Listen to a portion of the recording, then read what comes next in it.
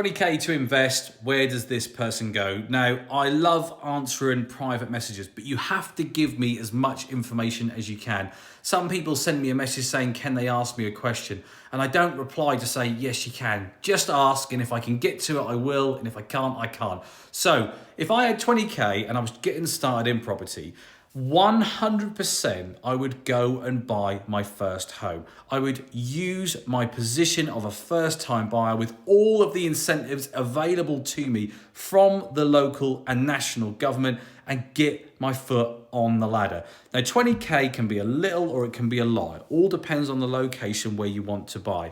Now in Norwich, that is pretty much a 10% deposit for a first-time buyer home, flat or house, doesn't really matter.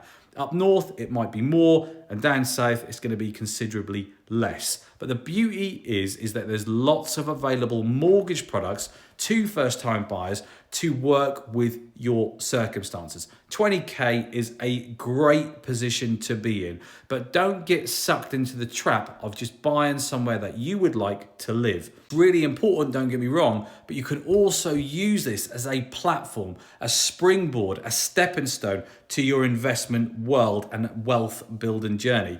Now, what I mean by that is when you know exactly how much you can borrow and what budget to go and buy your property, try and find the absolute best deal in the chosen location. And the best deal doesn't necessarily mean it has to be the cheapest. It has to be the one where you can add the most value versus the cost to do so. And a great way, and I've actually given this advice to a family member of mine who's just bought their own home, is buy somewhere where it needs some very, very light refurbishment cosmetic work. Things like new kitchens, new bathrooms, a lick of paint, maybe new windows and doors. That straight away gives you the best opportunity to increase the value without spending a huge amount of money. And you can do it on things like interest-free, credit cards, and all of those things. But the other thing I told him was to buy somewhere where it has a separate dining room to the kitchen and living room. So effectively 3 separate living spaces that you don't need in modern living.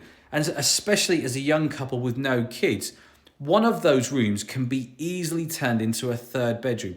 Turning a 2 to a 3 bed will massively increase that property's value.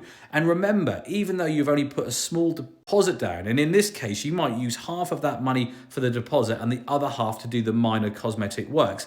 But when that property goes up in value, you benefit from the increase 100%.